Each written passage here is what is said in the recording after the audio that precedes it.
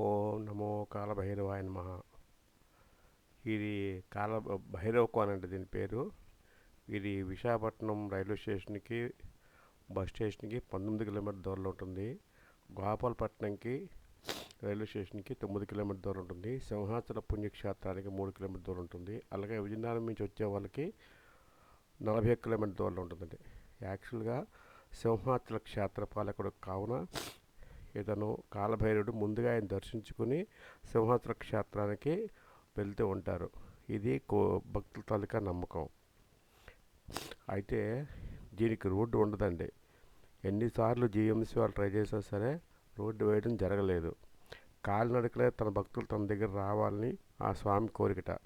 అందువల్లే కాబోలు కార్లు ఆటోలు వెళ్ళే దారి ఉన్నా సరే, మట్టి రోడ్డు సదుపాయం ఉన్నా సరే అవన్నీ ముందే ఆపేసి అక్కడ నుంచి సుమారు 1 కిలోమీటర్ వెళ్ళడానికి 1 కిలోమీటర్ రావడానికి ఈ మట్టి దారి నుంచి వెళ్ళాలి.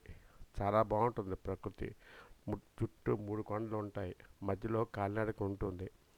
దగ్గర దగ్గర బాగా పెద్ద పాము పుట్టలు. అది వర్షాకాలం అయితే చిన్న చిన్న సెలయేళ్ళు అవి ప్రవహిస్తుంటాయండి. కాలువల ద్వారా నీరు వెళ్తూ ఉంటుంది.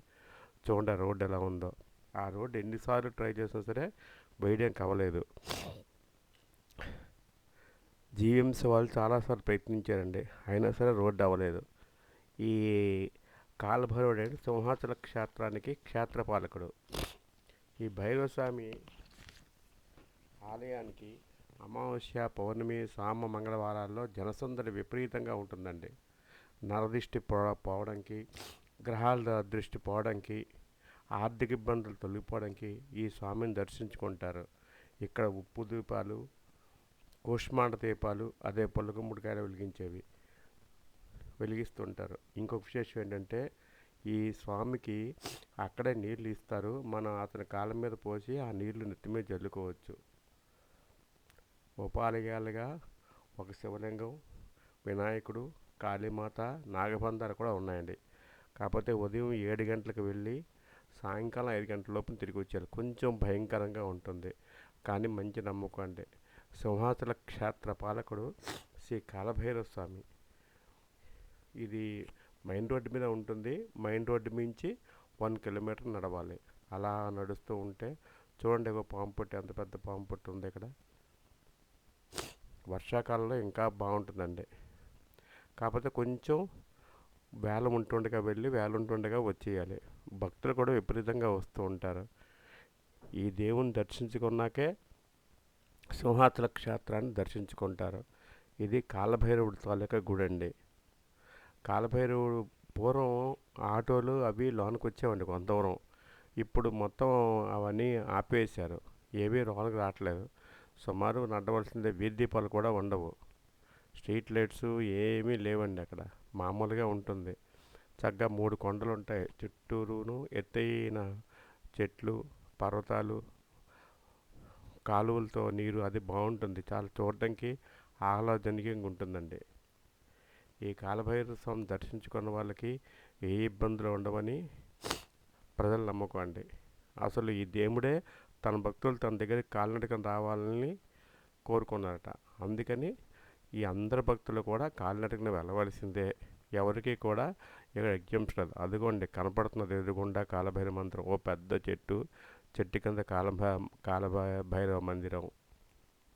అక్కడ కాలభైరవాష్టకం, శ్రీ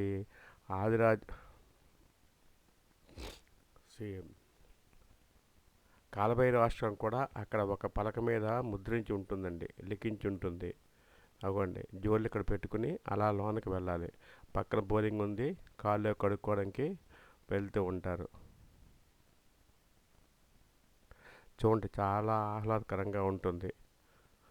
సింహాచల క్షేత్రానికి బాగా దగ్గరలో ఉంటుంది. అవ్వండి ఇక్కడ వినాయకుడు. ఈ వినాయకుని దర్శించుకున్నాక అక్కడ శివలింగాలు ఉంటాయి. శివలింగాన్ని అది అర్చన చేసుకుని తర్వాత అప్పుడు లోనికి వెళ్తూ ఉంటామండి.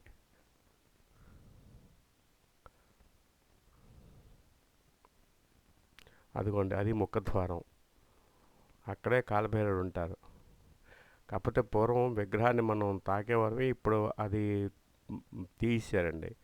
మనం మామూలుగా నీళ్లు పోసుకుని నెత్తి మీద చల్లుకోవడానికి మాత్రం అవకాశం ఉంది. ఇది కూడా ఇతనే కాలభైరవ స్వామి అండి. ఓం నమో కాలభైరవాయ నమః. ఓం నమో కాలభైరవాయ నమః. ఈ కాలభైరవుని దర్శించుకుని అందరూ సకల శాంతులు పొందుతారని కోరుకుంటున్నామండి.